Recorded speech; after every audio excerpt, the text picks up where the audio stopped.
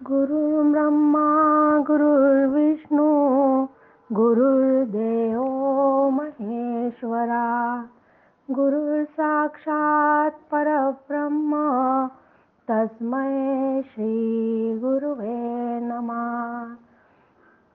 मला वाटते अंतरी त्वा वसावे, तुझ्या दास बोधासी त्वा बोध व्हावे. अपत्या परी पाववी प्रेम ग्रासा, महाराज या सद्गुरु रामदासा.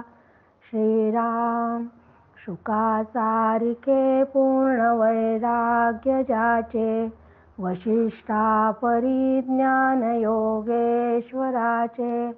कवी वाल्मिका सारिखा मान्य ऐसा, नमस्कार माझा सद्गुरु रामदासा. जय जय रघुवीर समर्थ. सद्गुरु प्रल्हाद महाराज डॉक्टर काका व आदरणीय मंदाताईंना नमस्कार करते. जयश्रीताईंनाही नमस्कार करते. दासबोध अभ्यासासाठी जमलेल्या तुम्हा सर्व श्रोत्यांना वंदन करते. आज दासबोधाचा शेवटचा समास. मन भरून आले आहे. आपण सर्वांनी केलेला संकल्प पूर्णत्वास जात आहे. ईश्वरी इच्छेशिवाय आणि त्याच्या कृपा आशीर्वादाशिवाय संकल्प पूर्णत्वास कधीच जात नाही. आपण सगळे खरंच भाग्यवान आहोत की केलेला आपला संकल्प पूर्ण होत आहे. ईश्वरी कृपा, तुमच्या सगळ्यांचे आशीर्वाद व शुभेच्छांमुळेच दासबोध ग्रंथ पूर्ण झाला. या महान ग्रंथावर विवरण करीत असताना माझ्या हातून अवधानाने काही चुकले असेल तर ती चूक सर्वस्वी माझीच आहे. पण श्रोते तुम्ही जगदीश मूर्ती आहात, तेव्हा मोठ्या मनाने मला माफ कराल. असेच तुम्हा सर्वांचे प्रेम शुभेच्छा सदैव माझ्या पाठीशी असू द्यात. जय जय रघुवीर समर्थ. आज दशक 20 समास 10 विमळ ब्रह्म निरूपण.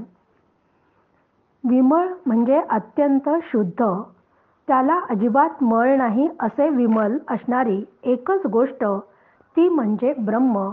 त्यालाच आत्मा, परमेश्वर, चैतन्य म्हटल्या जाते. खरे म्हणजे हे परब्रह्म अतींद्रिय आहे, अनिर्वाच्य आहे व कल्पनातीत आणि अत्यंत दुर्बोध आहे. पण तरीही तुमच्या आमच्याला समजण्यासाठी पुन्हा समर्थ पहिल्या 1 ते 18 ओव्यांमध्ये अत्यंत सोप्या भाषेत अप्रतिम असं वर्णन या ठिकाणी ब्रह्माचं करत आहेत. श्रीराम समर्थ. श्रीराम. धरू जाता धरिता नये, टाकू जाता टाकिता नये. जेथे तेथे आहेच आहे परब्रह्म ते श्रीराम. जिकडे तिकडे जेथे तेथे विन्मुख होता सन्मुख होते. सन्मुखपणा चुके नाते काही केल्या श्रीराम. की ब्रह्म हे काही एखादा पदार्थ, वस्तू नाही की जी आपल्याला पकडता येते. ब्रह्म अशी वस्तू किंवा पदार्थ नसल्याने त्याला पकडताही येत नाही, त्याला टाकताही येत नाही. असे हे परब्रह्म सर्वत्र व्यापक आहे. व्यापक म्हणजे काय तर समजा माझ्या या टेबलवर समोर दासबोध ग्रंथ ठेवलेला आहे. हा ग्रंथ ठेवलेला आहे तेवढी जागा तो व्यापतो, बाकीचा सगळा भाग रिकामा असतो. पण परब्रह्म असं नाही आहे की परब्रह्म सगळीकडे व्यापक आहे. म्हणजे आज इथे या घरामध्ये आहे त्या घरात नाही, या गावात आहे त्या गावात नाही, असं कधीच होत नाही. की ते सर्वत्र समप्रमाणात भरलेलंच असतं.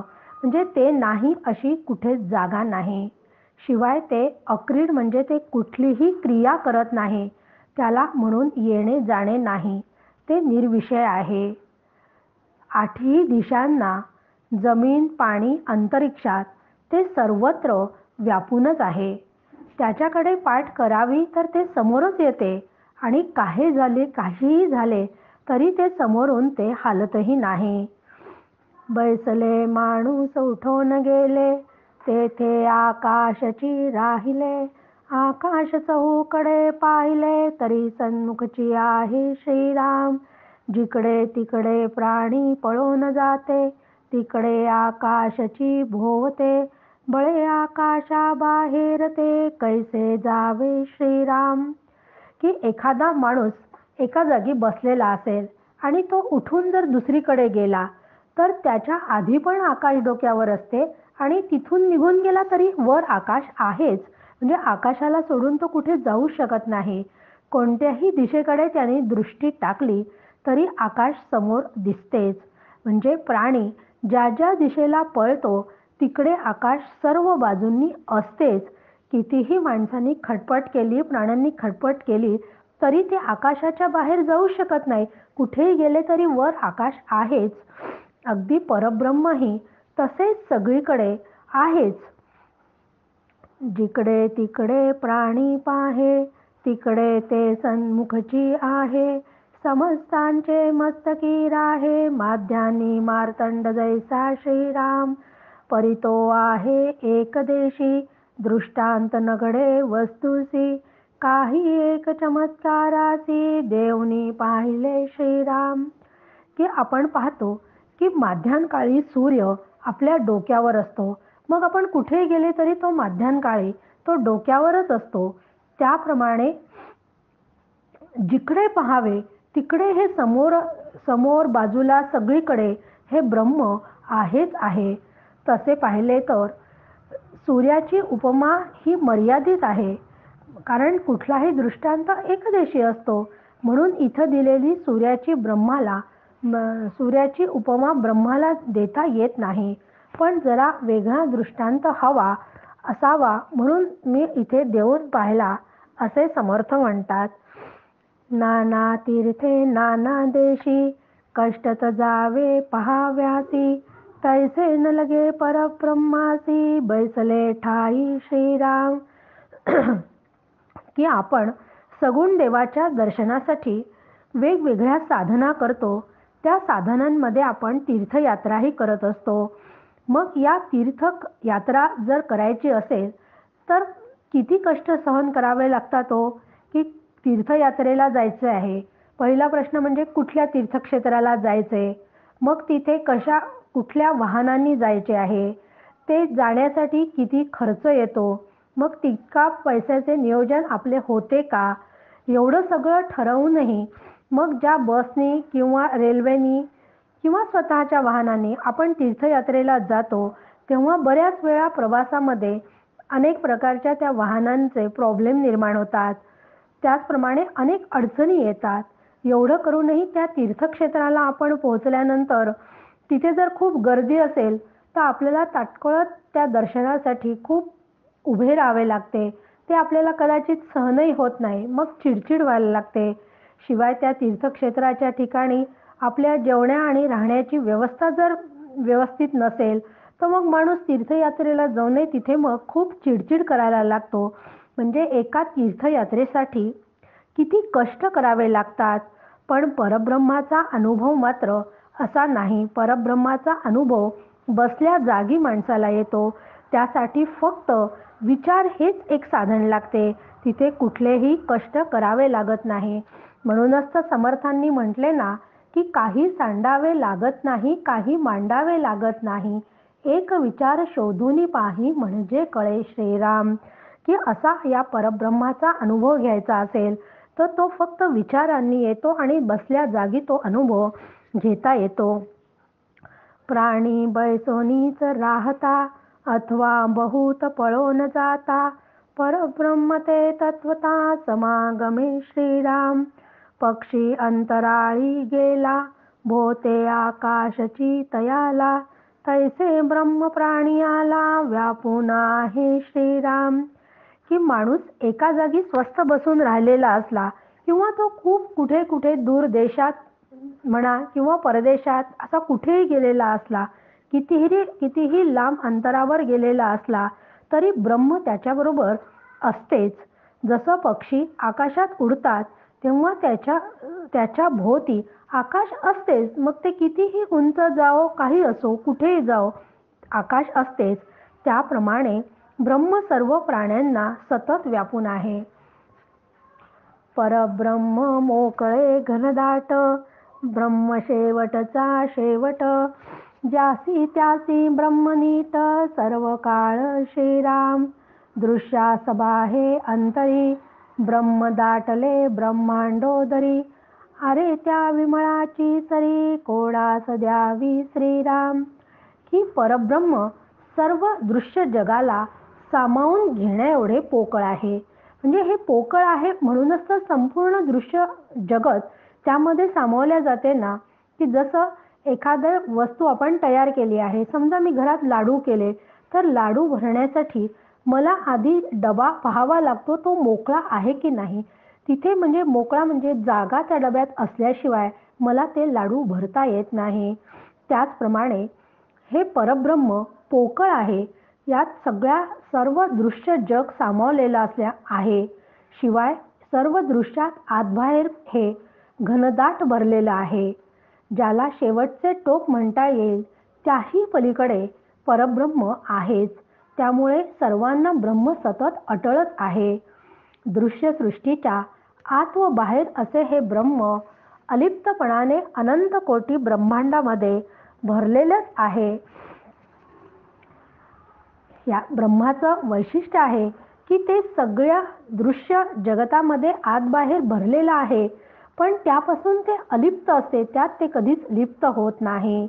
त्या अत्यंत शुद्ध ब्रह्माची कोणाशी तुलना होणार आहे. वैकुंठ कैलास स्वर्गलोकी, इंद्रलोकी 14 लोकी, पन्गाधिक पाताळ लोकी, तेथेही आहे श्रीराम.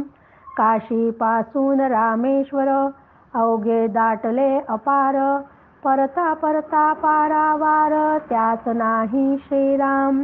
की वैकुंठ असो, कैलास असो, स्वर्ग, इंद्र लोक, तल अतलादी 14 भुवने, पाताळ, या सगळ्या लोकातही हे ब्रह्म घनदाट भरलेले आहे.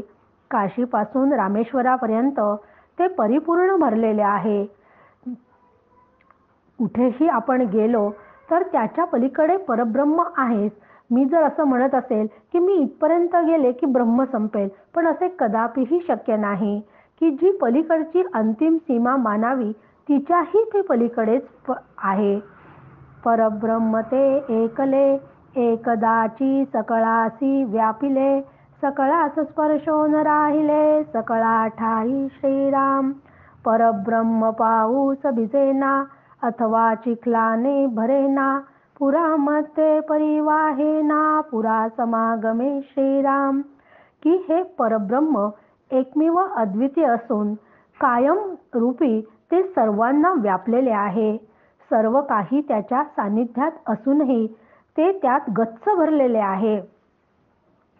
पावसाने हे परब्रह्म कधी भिजत नाही. पाण्यामध्ये ते कधी भिजत नाही. पावसाच्या पाण्यातही ब्रह्म जसेच्या तसेच असते. चिखलात असून ते त्याने माखले जात नाही. पुराच्या प्रवाहात असून त्याबरोबर ते वाहत जात नाही. एकसरे सन्मुख विन्मुख, वाम सव्य दोहीकडे एक, अर्ध ऊर्ध प्राणी सकळीक, व्यापून आहे श्रीराम. आकाशाचा डोहो भरला, कदापि नाही उचंबळला, असंभाव्य पसरला, जिकडे तिकडे श्रीराम. एक जिनसी गगन उदास, जेथे नाही दृश्य भास, भासे विण निराभास, परब्रह्म जाणावे श्रीराम. की एकाच वेळी हे परब्रह्म मागे पुढे, डावीकडे उजवीकडे, वर खाली आणि सर्व जीवसृष्टीत व्यापून आहे. आकाशाचा जणू डोह कितीही भरलेला दिसला तरी त्यावर कधी एकही तरंग कधीच उठत नाही. तरी तो अथांग असा सर्वत्रपणे पसरलेला आहे. असा तो निर्विकार डोह सर्वत्र भरलेला आहे. आकाश एकसारखे व मोकळे दिसते. त्यात दृश्यसृष्टीचे नामोनिशाण जराही नाही. तसे नामरूपात्मक भासावासून असलेल्या आकाशातून आकाशासही भास काढला की जे उरते ते परब्रह्मच होय. संत साधू मानुभावा दानव मानवा ब्रह्म सकळासी विसावा विश्रांती ठाव श्रीराम. की आपण म्हणतो की एखाद्या वेळेस खूप काम झालं की आता की नाही मला खूप विश्रांतीची गरज आहे. म्हणजे एखाद्या वेळेस आपण खूप काम करतो तेव्हा आपण दमतो, तेव्हा आपल्याला विसाव्याची विश्रांतीची गरज असते. पण ही विश्रांती आपल्याला केव्हा मिळते की जेव्हा आपली शांत झोप झालेली असते. म्हणजे झोप ही जी आहे तिथे आपल्याला आनंद आहे, तीच खरी विश्रांती आहे. कारण दृश्य जगताचे भान तिथे अजिबात नसते. मग म्हणून तिथे आपल्याला सुखाचा अनुभव झोपेत येतो. परंतु संत साधू सिद्ध देव मानव या सर्वांना खरी विश्रांती ब्रह्मस्वरूपात मिळते. कारण त्यांना ब्रह्मस्वरूपाचा अनुभव आलेला असल्यामुळे दृश्य जगत असो किंवा नसो त्यांना काहीच फरक पडत नाही. कारण त्यांना सतत ब्रह्मस्वरूपाचा अनुभव असल्यामुळे त्यांना खरी विश्रांती प्राप्त होते.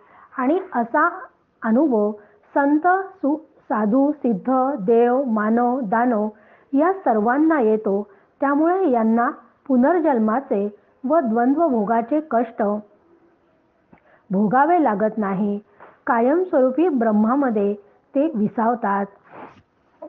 कोणेकडे शेवटा जावे कोणेकडे काय पाहावे असंभाव्यते नेमावे काय म्हणून श्रीराम. की अशा या ब्रह्मा वाचून दुसरा शेवट कुठून आणावा. ब्रह्म वाचून कोणीकडे काय पाहणार. जे अमेय आहे त्याला मापात आणण्याचा प्रयत्न कसा करणार. स्थूळ नव्हे सूक्ष्म नव्हे काही एका सारखे नव्हे ज्ञानदृष्टी विण नव्हे समाधान श्रीराम. पिंड ब्रह्मांड निरास मग ते ब्रह्म निराभास जेथून तेच वरी अवकाश बकास रूप श्रीराम. की ब्रह्म हे दगडासारखे स्थूल किंवा मनासारखे सूक्ष्म नाही. किंबहुना कुठल्याही वस्तू पदार्थ किंवा व्यक्तीसारखे ते नाही. ज्ञानदृष्टीनेच त्या ब्रह्माचे यथार्थ आकलन झाल्याशिवाय खरे समाधान प्राप्त होत नाही. म्हणून पिंड व ब्रह्मांडाचा म्हणजे या दृश्य जगताचा वेदांत शास्त्रानुसार निराश केल्यावर जाणीव नेणीव विरहित ब्रह्माचा अनुभव येतो. मग असा ब्रह्मा अनुभव येतो तेव्हा समर्थ पुढच्या चरणात म्हणतात येथून तेथवरी अवकाश भकास रूप श्रीराम. की इथे अवकाश म्हणजे मोकळी आणि भकास म्हणजे रिकामे. मग असा ब्रह्मानुभव जेव्हा येतो तेव्हा ते सर्वत्र नामारूपांनी मोकळे व त्रिपुटी विरहित रिकामे असे हे दृश्य जग झालेले असल्यामुळे तिथे आपल्याला ब्रह्माचा अनुभव येतो. तेव्हा तिथे जाणीव नेणीव असे काहीच नसते. ब्रह्मव्यापक हे तो खरे दृश्य आहे तो हे उत्तरे व्यापे विण कोण्या प्रकारे व्यापक म्हणावे श्रीराम. जोपर्यंत दृश्य सृष्टी सत्यत्वाने दिसते तोपर्यंत ती ब्रह्माने व्यापलेली व ब्रह्म व्यापणारे हे बोलणे खरे आहे. परंतु व्यापच नसेल तर व्यापकत्व कुठून येणार आहे. म्हणून जोपर्यंत दृश्य सृष्टी आपल्याला डोळ्यांनी दिसते तोपर्यंत आपण ती ब्रह्माने व्यापलेली आहे वगैरे अशा भाषेमध्ये आपण बोलू शकतो. परंतु तत्वदृष्टीने विचार केला असता ब्रह्माच्या ठिकाणी व्याप्य आणि व्यापक असा संबंध असू शकत नाही. कारण ब्रह्म एकमेव भेदशून्य व असंग आहे. ते अनादि नित्य आद्य सत्य रूपाने असतची असे आहे. म्हणून ते व्याप्य आहे व्यापक आहे. तर तथाकथित व्याप्य म्हणजे दृश्य जगताचा मायेचा प्रांत असल्यामुळे तो चंचळाचा आहे. म्हणून समर्थ म्हणतात ठावची नाही चंचळाचा असे ते आहे. पण त्यासाठी विवेकाने हे ब्रह्म जाणावे लागते. ब्रह्मासी शब्दची लागेना, कल्पना कल्पू शकेना. कल्पनेतीत निरंजना, विवेके ओळखावे श्रीराम. की असे हे ब्रह्म कधीच शब्दाने सांगता येत नाही, त्याची कुठल्याही प्रकारे कल्पना करता येत नाही. अशा त्या कल्पनेपलीकडील शुद्ध ब्रह्माला केवळ ज्ञानदृष्टीने जाणून घ्यावे लागते. मग ज्ञानदृष्टीसाठी तिथे विवेक हवाच, म्हणजे विवेकानेच ते जाणून घ्यावे लागते.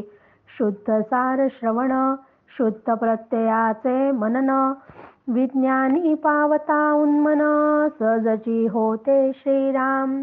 की या विवेकाचे संप्रदाय शुद्ध सारभूत श्रवणाने व श्रीगुरूंनी सांगितलेल्या ध्यान प्रक्रियेच्या साह्याने आत्मवस्तूचे शास्त्रशुद्ध श्रवण मनन चिंतन व दृढ अपरिवर्तनीय अपरोक्ष ज्ञान झाले असता अंतःकरण ज्ञानकाळी लीन होते.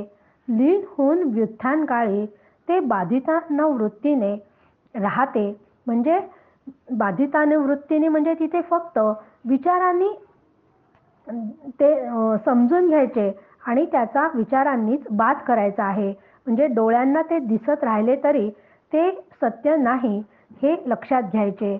म्हणजे साधकाला मी ब्रह्म हे ज्ञान होऊन तो त्याचा ज्ञानाने दृढ निश्चय झाला की त्या ज्ञानाला सहजता येते, त्याला विज्ञान म्हणतात.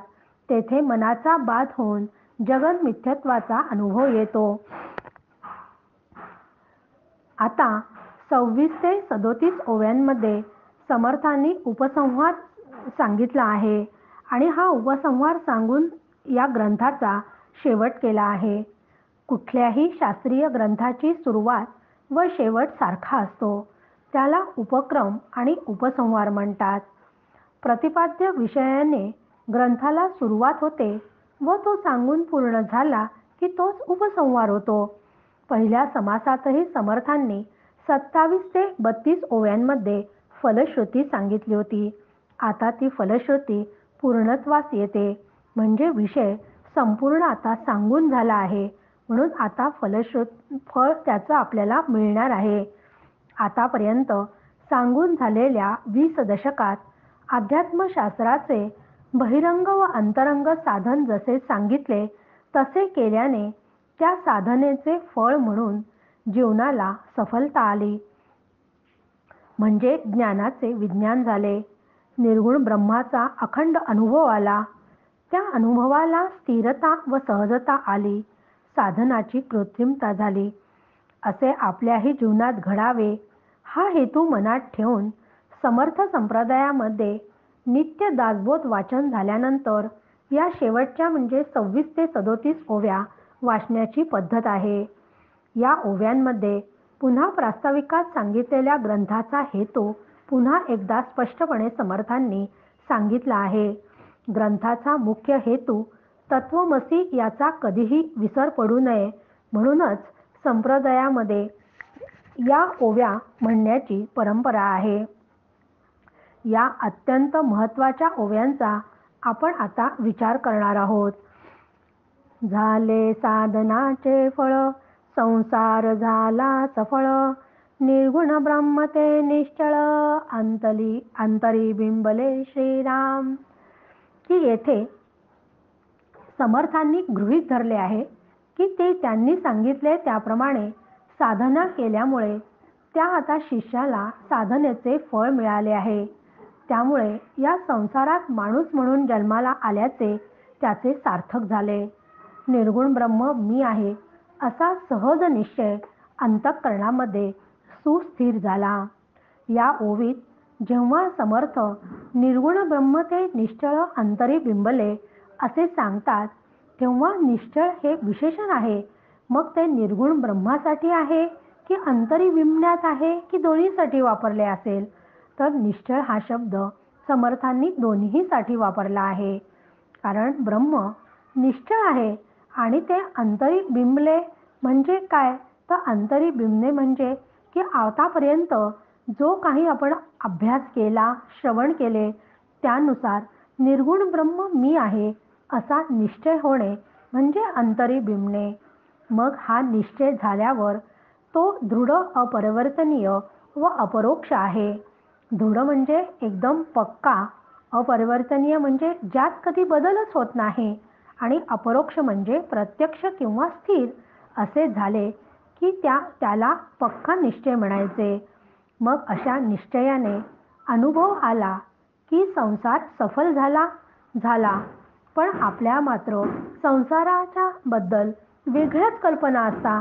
संसार सफल झाला असं आपण केव्हा म्हणतो की एखाद्या व्यक्तीला व्यवस्थित नोकरी आहे किंवा तो धंदा करत असेल तर त्या धंद्यामध्ये त्याला व्यवस्थितपणे यश मिळालेलं आहे.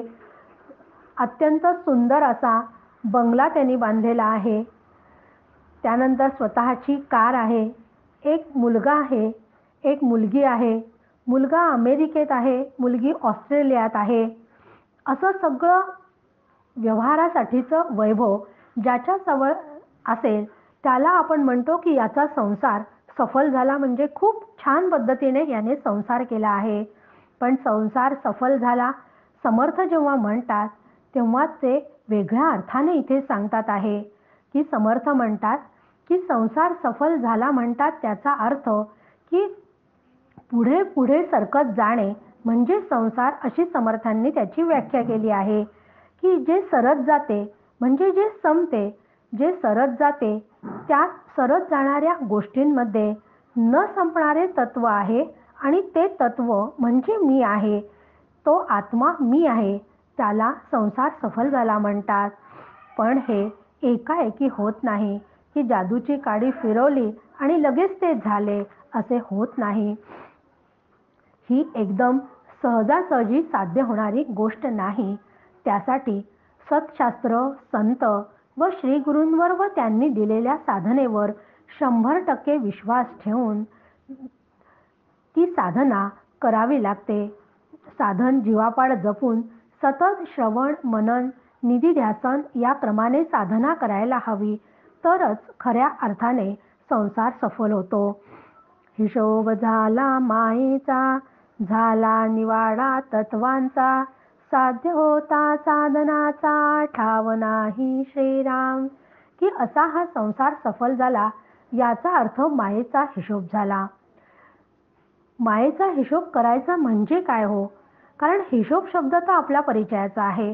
कारण आपण दैनंदिनी व्यवहारामध्ये दर महिन्याचा खर्च लिहून ठेवत असतो.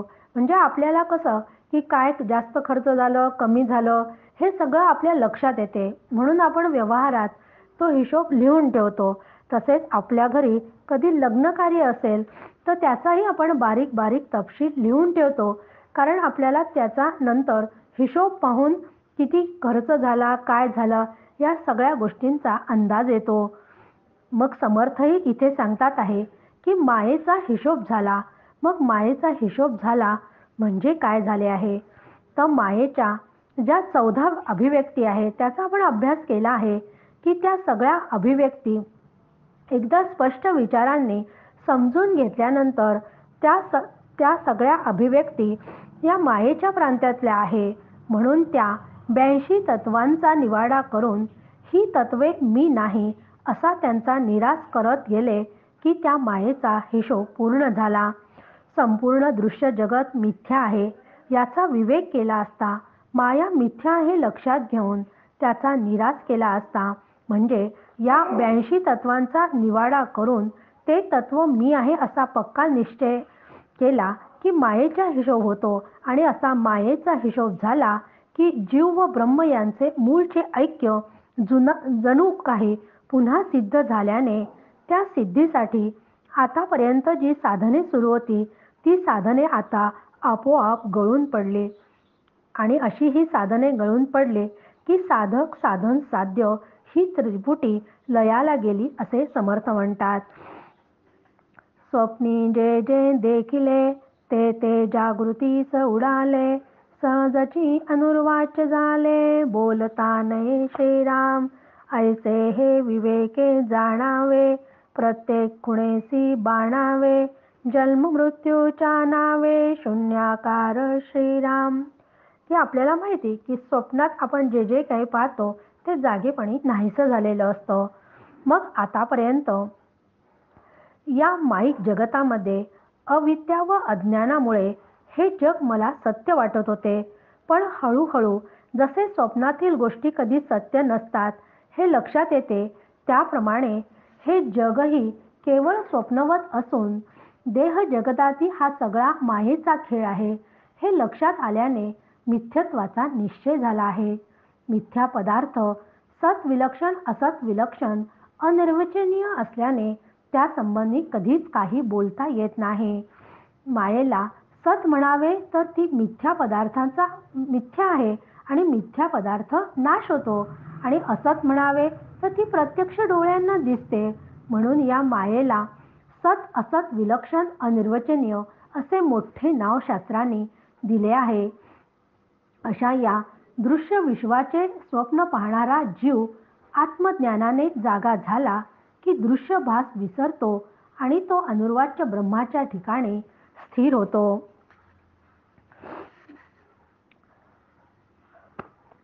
असे हे विवेकाने एकदा स्थिर झाले की संपूर्ण वेदांत शास्त्र समजून घेत घेत सार व असार काय याचा विवेक करत नित्य व अनित्य, क्षर व अक्षर, अमृत व मर्त्य इत्यादी गोष्टींचा विवेकाने अनुभवपूर्वक ते जाणून ती ज्ञानाची लक्षणे अंगी बाणावी लागतात. म्हणजे जन्ममृत्यूच्या या चक्रातून सुटका होते. भक्ताचे निसाभिमाने कृपा केली दाशरथीने, समर्थ कृपेची वचने तो हा दासबोध श्रीराम. खरंच संतांचं एक वैशिष्ट्य आहे की कुठल्याही गोष्टीचे कर्तृत्व ते कधी स्वतःकडे घेत नाही. कुठल्याही कामाचं श्रेय त्यांना नको असते, त्यामुळे संपूर्ण श्रेय ते आपल्या सद्गुरूंना देतात. ज्ञानेश्वर महाराज म्हणतात, संत कृपेचा दीपक आमच्या घरी तेवत असल्यामुळे मी ज्ञानेश्वरी लिहू शकलो. तुकोबा म्हणतात, मी तर केवळ हमाल आहे. धन्याच्या भांडारातील माल ग्राहकांपर्यंत जशाच्या तसा पोचविण्याचे काम मी करतो. तर एकनाथ महाराज म्हणतात, माझे सगळे अभंग भारुडे मी लिहिलेली नसून माझ्या सद्गुरूंनी म्हणजे जनार्दन स्वामींनी लिहिली व शेवटी रचनाकार म्हणून एका जनार्दनी असे माझे नाव त्यांनी टाकले. समर्थही तेच या ओवीत सांगतात की समर्थांचे सद्गुरू तर प्रत्यक्ष प्रभू रामचंद्र, ते भक्तांचे कैवारी आहे. त्यांना आपल्या भक्तांचा अभिमान आहे, प्रेम आहे. मीही त्यांचा एक भक्त आहे, त्यामुळे मी त्यांचा भक्त लेकरू असल्याने हे दासबोध लिखाणाचे कार्य त्यांनीच माझ्याकडून पूर्ण करून घेतले. त्यांच्या कृपेतूनच हा ग्रंथ शब्दबद्ध झाला, तो हा दासबोध ग्रंथ होय. 20 दशक दासबोध श्रवणाद्वारे घेता शोध, मनन करत्यास विशद परमार्थ होतो श्रीराम. 20 दशक 200 समास साधके पावे सावकाश, विवरता विशेषा विशेष कळो लागे श्रीराम. की असा हा लिहिलेल्या या दासबोधामध्ये 20 दशक 200 समास आहेत. त्या 20 दशकातील दासबोधाचं यथार्थ श्रवणपूर्वक अभ्यास करून त्याचे मनन करणाऱ्यास परमार्थशास्त्राचे स्वरूप स्पष्टपणे कळते. म्हणून साधकाने या 20 दशक 200 समासांचा साधकाच्या भूमिकेतून सुव्यवस्थितपणे अत्यंत काळजीपूर्वक न कंटाळता अभ्यास करावा. त्यावरील शास्त्रशुद्ध विवरणाने त्याची वैशिष्ट्ये हळूहळू कळायला लागतील. एकाएकी लवकर ते समजणार नाही. म्हणूनच तर या अध्यात्म ग्रंथांचा अभ्यास पुन्हा पुन्हा करायला आपल्याला संत सांगतात, कारण हळूहळू त्याचे गुह्य ज्ञान समजायला लागते. ग्रंथांचे करावे स्तवन, स्तवनांचे काय प्रयोजन, येथे प्रत्ययाच कारण प्रत्यय पाहावा श्रीराम. की हा ग्रंथ लिहिताना समर्थांनी पहिल्यांदाच सांगितले की गुरु शिष्यांचा हा संवाद आहे. मग आता समर्थांचा ग्रंथ पूर्ण लिहून झाल्यानंतर शिष्याला कदाचित असं वाटायला लागलं की या ग्रंथाचं आता आपण पूजन केलं पाहिजे, स्तवन केलं पाहिजे. अ, म्हणून ते म्हणतात आहे की या ग्रंथाचा आता पूर्ण सांगून झाला आहे, तर याची आता समाप्ती करावी आणि त्याची पूजा करावी. पण समर्थ या ओवीत अगदी स्पष्टपणे सांगतात की अशा या ग्रंथाची स्तुती स्तवन याची अजिबात गरज नाही, कारण हे करण्याचे काही प्रयोजनच नाही. ग्रंथाची केवळ पूजा करणे त्यांना पटत नाही. त्यांचं म्हणणे असे की स्तवन न करता ग्रंथातील सर्व विचार समजून उमजून अनुभवाला प्राधान्य असून त्याचा प्रत्यक्ष अनुभव घ्यावा, हीच खरी ग्रंथाची पूजा होय. देहे तव पांचाभूतांचा करता आत्मा तेथींचा आणि कवित्व प्रकार मनुष्याचा आकाशावरुनी श्रीराम. सकळ करणे जगदीशाचे आणि कवित्वची काय मनुष्याचे. ऐसा प्रमाण बोलण्याचे काय घ्यावे श्रीराम. की आपण बऱ्याच वेळा अभ्यास केला आहे, म्हणजे की की हा देह कसा आहे, तर हा देह पंचमहाभूतांचा आहे आणि हा देह पंचमहाभूतांचा असून त्या देहाचा संपूर्ण व्यापार ज्याच्या सत्तेवर चालतो तो ईश्वर आहे. आणि म्हणून या देहाचा प्रेरक असणारा, सगळे व्यापार करणारा असा हा ईश्वर असल्यामुळे त्याचे कर्तृत्व हे सगळे त्याचे आहे. की देहाकडून त्यांनी जर काही करवून घेतलं असेल तर त्याचं कर्तृत्व सगळं त्या ईश्वराचं आहे. मग असे असताना केवळ अभिमानापायी हे कवित्व स्वतःचे आहे असे कशाला म्हणावे. हे कवित्व जीवाचे असूच शकत नाही असे समर्थ आपल्याला इथे स्पष्टपणे सांगतात. म्हणून सर्व करता करविता जगदीश आहे असे केवळ म्हणायचे आणि ग्रंथाचे कर्तृत्व जीवाकडे द्यायचे, याला काहीच अर्थ नाही. मग अशा अप्रामाणिकपणावर कसा आणि कोण विश्वास ठेवेल. म्हणून समर्थ म्हणतात की जे काही लिहिल्या गेले आहे याचे सगळे कर्तृत्व ते आपल्या सद्गुरूंना म्हणजे प्रभू रामचंद्रांना देतात आणि त्यांच्यामुळेच हा ग्रंथ पूर्णपणे लिहून तयार झाला असे ते म्हणतात. सकळ देहाचा झाडा केला तत्वसमुदाय उडाला, तेथे कोण्या पदार्थाला आपुले म्हणावे श्रीराम. ऐसी हे विचारांची कामे उगेच भ्रमो नये भ्रमे, जगदीश्वरे अनुक्रमे सकळ केले श्रीराम. की हा जो देह आहे हा 82 तत्वांचा आहे. ही 82 तत्व सगळी माईक असून त्या 82 तत्वांचं मिथ्यत्व लक्षात घेऊन त्याचा निराश केला गेला, म्हणजे ती उडून गेली. त्यातील कोणाला आता मी माझे म्हणावे, कारण मिथ्या पदार्थ मी किंवा माझा असू शकत नाही. म्हणून या माईक तत्वांचा विचार केल्यावरच ब्रह्मरूप होता येते. म्हणून समर्थ शेवटच्या ओवीत सांगतात की असा हा मोक्षरूप परमार्थशास्त्र केवळ विचाराने सफल होतो. विचारांशिवाय दुसरं काहीच लागत नाही. उगीच कल्पनांच्या भ्रमाने भ्रमिष्ट होऊ नये.